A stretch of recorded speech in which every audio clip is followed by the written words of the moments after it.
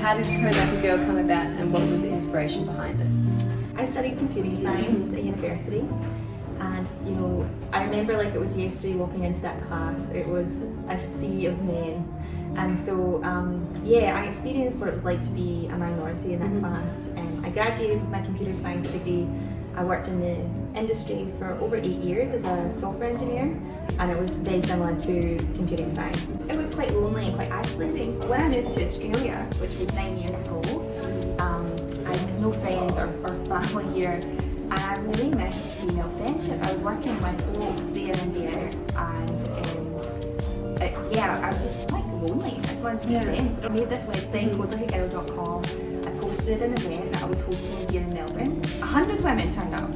Since that night, something really changed in me. I felt this like overwhelming passion and excitement about like maybe we could be part of the solution. Maybe we could change this for other women going forward. And so that event organically grew over the years into the solution it is today. So what are the top 3 things that you find the most challenging about running a social enterprise business? Oh, that's a good question. I think probably one thing is like commercialization. I think social enterprises are in that kind of middle spot of they have like the values of a not-for-profit, but they're also like, no, I want to do this on my own. I want to be sustainable. I want to be commercially viable and have growth and have scalability. And so you're sort of always at this kind of balancing act of, does this align with our values? Is this an ethical work practice or commercial product?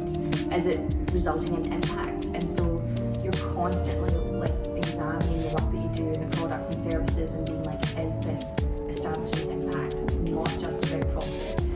So everything that we do has to contribute to that mission that we're all about. So the other one is like working in the social space can sometimes be quite overwhelming at times because you're tackling a problem that might never be solved in your lifetime. And you wake up some days just feeling that's really hard. It's relentless. It requires like a level of grit and perseverance and commitment. You'll find rewards in different places. I think the first challenging thing is like, you can read a company's website, but until you really work with them, you sometimes don't know what's that sort of like facade of DEI. That's definitely been a challenge consistently. As the CEO of Code Like a Girl, what is your typical day like? Oh, this is such an obvious answer. It's like, it's different every day. This week, for instance, is a big week for us. It's International Women's Day, which usually turns into a week. And it's all about advocacy. So public speaking is a major muscle I need to pull this week. Next week, it's like project management. The week after that, we're doing interviews. And so every day is different. I think that some of the core skills that I use probably more frequently than other is just communication. I love storytelling. I think that it's a great way to spread a message of advocacy or social change if you want to make it. But it's also a great way to motivate your team. I think as CEO, I have 2 jobs. It's to look after the people that are at the company, and it's also to try and enact the change I want to see, so inspire more women into coding. And so it's kind of good that I loved being a software engineer and I love coding myself, because spreading that message authentically happens really easily, because I do love coding. Like, honestly, my favourite day at work is when I get to work with the dev team and Ali, can you build us the architecture solution for the new edtech platform we're building? Yes, I can be, no one can start me.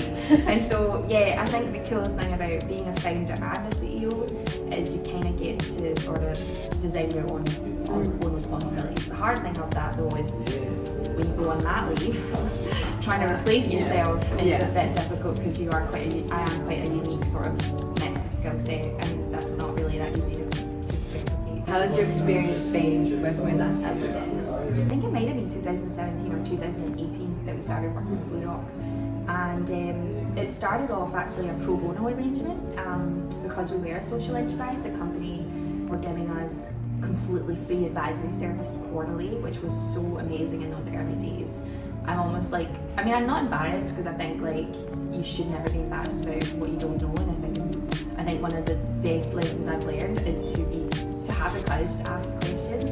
But I think the wonderful thing about BlueRock is the team that I've got. I have such a personal connection with them. Like Bevan, he's shown up for me. Like I was doing pitches in front of like random people, and I see Bevan I'm at award ceremonies and I see Ben Instantly comes to you know, he's supportive and their intimate knowledge of our business and intimate knowledge of our personalities as well and our values, so that you don't have to spend all that time like telling them the why or, you know, explaining what you believe in. Like, they get you, and it just saves time. It means that the decisions that they help with in terms of their guidance, I have a lot of trust in, because I know that they know me and I know that they know what I like and want. And so I think that the key has been that long-term commitment from them and their relationships, and I can see how they put that into it, like you know, that out of hours, or just that really nice personal support that you get from the team at BlueRock. And even like coming into the offices and meeting all the other staff members that I'd never get to work with day to day, like,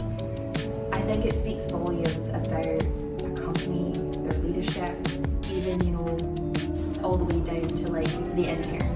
Yeah. You can see the culture permeate in good workplaces with good people at the top and good people throughout.